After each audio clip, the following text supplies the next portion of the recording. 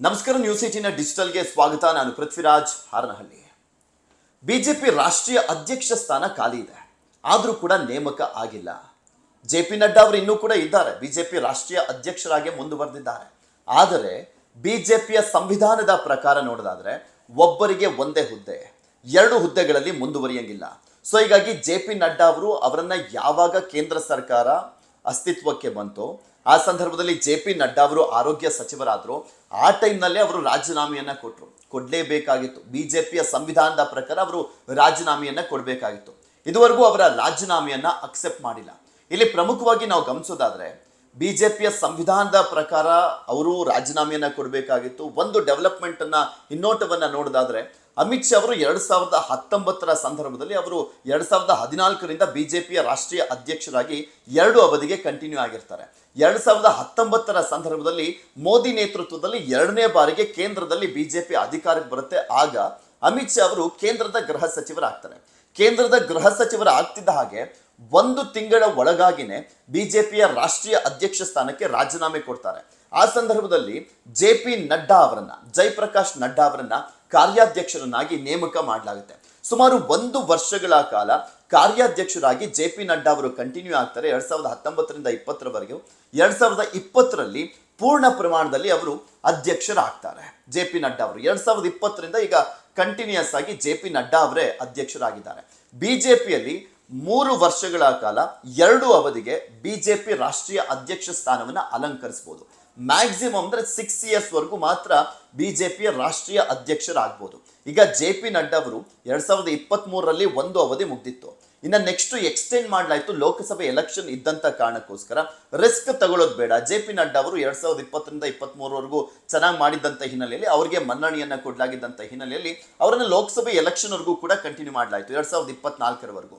2024ರವರೆಗೂ ಕೂಡ ಕಂಟಿನ್ಯೂ ಆದಂತಹ ಸಂದರ್ಭದಲ್ಲಿ ಜೆ.ಪಿ. ನಡ್ಡಾ ಅವರು ನಂತರ 3ನೇ ಬಾರಿಗೆ ನರೇಂದ್ರ ಮೋದಿ ಅವರ ನೇತೃತ್ವದಲ್ಲಿ ಬಿಜೆಪಿ ಅಧಿಕಾರಕ್ಕೆ ಬಂದಂತಹ ಸಂದರ್ಭದಲ್ಲಿ ಜೆ.ಪಿ. ನಡ್ಡಾ ಅವರನ್ನ ಕೇಂದ್ರ ಸಚಿವರನ್ನಾಗಿ ಮಾಡಲಾಗುತ್ತೆ, ಆರೋಗ್ಯ ಸಚಿವರಾಗ್ತಾರೆ. ಸೊ ಹೀಗಾಗಿ ಒಬ್ಬರಿಗೆ ಒಂದೇ ಹುದ್ದೆ ಅನ್ನುವಂತ ಕಾರಣಕ್ಕೆ ಅವರು ರಾಜೀನಾಮೆಯನ್ನ ಕೊಡ್ತಾರೆ. ಈಗ ಕಾರ್ಯಾಧ್ಯಕ್ಷ ಸ್ಥಾನಕ್ಕಾದ್ರೂ ನೇಮಕ ಆಗ್ಬೇಕಾಗಿತ್ತು. ಯಾಕೆಂದ್ರೆ ಈಗ ಆಲ್ರೆಡಿ ಜೆ.ಪಿ. ನಡ್ಡಾ ಅವರು ಆರೋಗ್ಯ ಸಚಿವರಾಗಿ 3 ತಿಂಗಳಾಯ್ತು. 3 ತಿಂಗಳಾದ್ರೂ ಕೂಡ ಕಾರ್ಯಾಧ್ಯಕ್ಷರನ್ನ ಕೂಡ ನೇಮಕ ಮಾಡ್ಲಿಕ್ಕೆ ಆಗ್ತಾ ಇಲ್ಲ.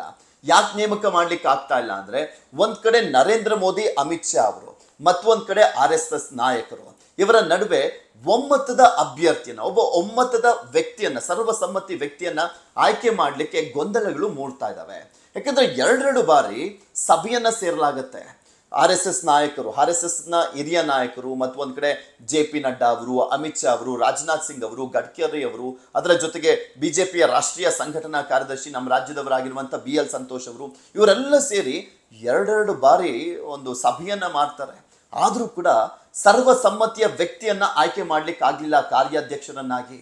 ಇದರಲ್ಲೇ ಗೊತ್ತಾಗುತ್ತೆ ಎಷ್ಟು ಮಟ್ಟಿಗೆ ಗೊಂದಲಗಳು ಮೂಡ್ತಾ ಇದಾವೆ ಅಂತ. ಯಾಕೆಂದ್ರೆ ಈ ಬಾರಿ RSS ತುಂಬಾ ಪ್ರಬಲವಾಗಿ ನಿಂತ್ಕೊಂಡಿದೆ. ನಾವು ಹೇಳ್ದಂಥವ್ರನ್ನೇ ನೀವು ರಾಷ್ಟ್ರೀಯ ಅಧ್ಯಕ್ಷರನ್ನಾಗಿ ಮಾಡಬೇಕು ಅಂತ.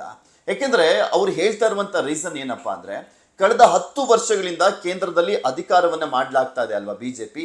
ಈ ಸಂದರ್ಭದಲ್ಲಿ ಯಾವತ್ತೂ ಕೂಡ ಇಂಥವ್ರನ್ನ ಆಯ್ಕೆ ಮಾಡಬೇಕು, ಇಂಥವ್ರನ್ನ ಈ ಅಧಿಕಾರ ಕೊಡಬೇಕು, ನೇಮಕ ಮಾಡಬೇಕು ಅನ್ನುವಂಥ ನಿಟ್ಟಿನಲ್ಲಿ ನಮ್ಮ ಸಲಹೆಯನ್ನ ಕೇಳಿಲ್ಲ ನೀವು. ಸೊ ಇಂತಹ ಸಂದರ್ಭದಲ್ಲಿ ಈ ಬಾರಿ ಸಂಘಟನೆಗೆ ನಾವು ಹೇಳುವಂತ ವ್ಯಕ್ತಿಯನ್ನೇ ಆಯ್ಕೆ ಮಾಡಬೇಕು ಅಂತ RSS ಪಟ್ಟನ್ನ ಹಿಡಿದಿರುವಂತಹ ಹಿನ್ನೆಲೆಯಲ್ಲಿ ಇಲ್ಲಿ ಗೊಂದಲ ಉಂಟಾಗಿರುವಂಥದ್ದು.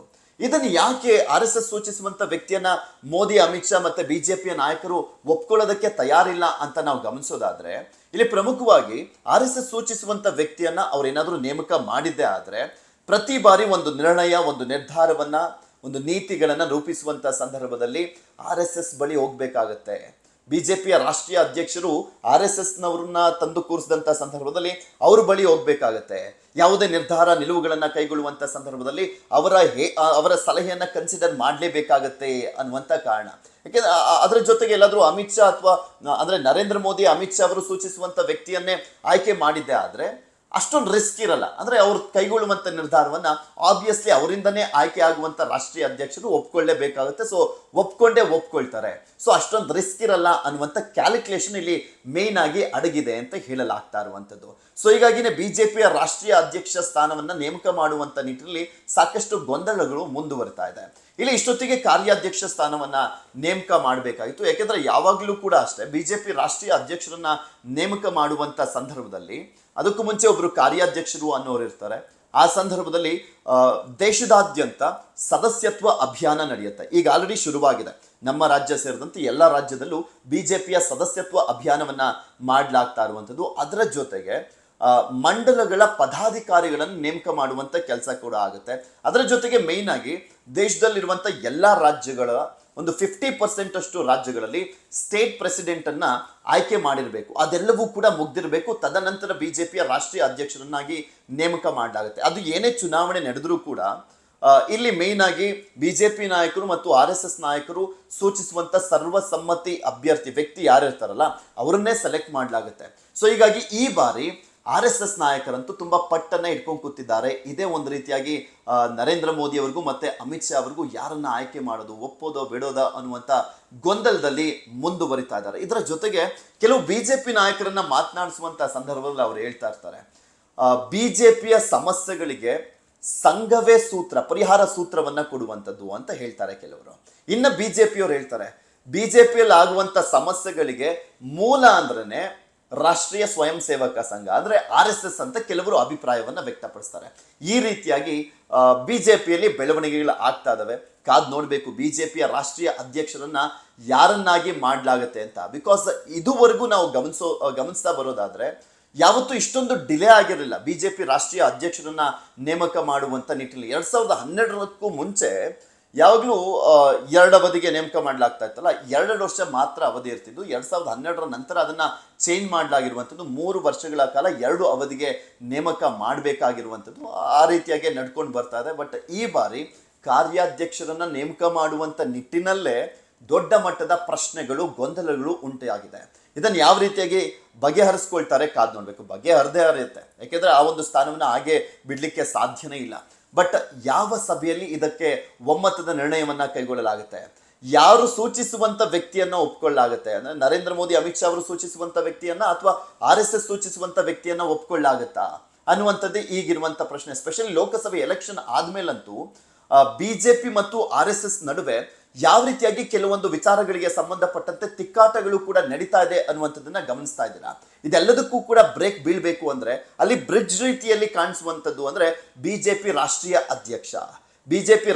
ಅಧ್ಯಕ್ಷ ಆ ಒಂದು ಬ್ರಿಡ್ಜ್ ನ ರೀತಿಯಲ್ಲಿ ವರ್ಕ್ ಮಾಡಬೇಕಾಗಿರುವಂತ ಹಿನ್ನೆಲೆಯಲ್ಲಿ ಸಾಕಷ್ಟು ಸವಾಲುಗಳಿದಾವೆ. ಯಾಕೆಂದ್ರೆ ಬಿಜೆಪಿ ರಾಷ್ಟ್ರೀಯ ಅಧ್ಯಕ್ಷ ಸ್ಥಾನ ಅನ್ನುವಂಥದ್ದು ಯಾವಾಗಲೂ ಒಂದು ರೀತಿಯಾದಂತಹ ಒಂದು ಕಬ್ಬಿಣದ ಕಡಲೆ. ಬಿಕಾಸ್ ಅಧ್ಯಕ್ಷರಾಗುವಂಥವ್ರು ನೆಕ್ಸ್ಟ್ ಬರುವಂತ ಎಲೆಕ್ಷನ್ಗಳನ್ನ ಗೆಲ್ಕೊಂಡು ಹೋಗ್ಬೇಕು, ಬಿಜೆಪಿ ಪಕ್ಷವನ್ನ ಇನ್ನಷ್ಟು ಸ್ಟ್ರಾಂಗ್ ಗೊಳಿಸಬೇಕು, ಸಂಘಟನೆಯನ್ನ ಸ್ಟ್ರಾಂಗ್ ಗೊಳಿಸಬೇಕು, ಆಯಾಯ ರಾಜ್ಯಗಳಲ್ಲಿ ಅಧಿಕಾರವನ್ನ ಹಿಡಿಯುವಂತ ನಿಟ್ಟಿನಲ್ಲಿ ಅವರ ಪಾತ್ರ ದೊಡ್ಡದಾಗಿರುತ್ತೆ.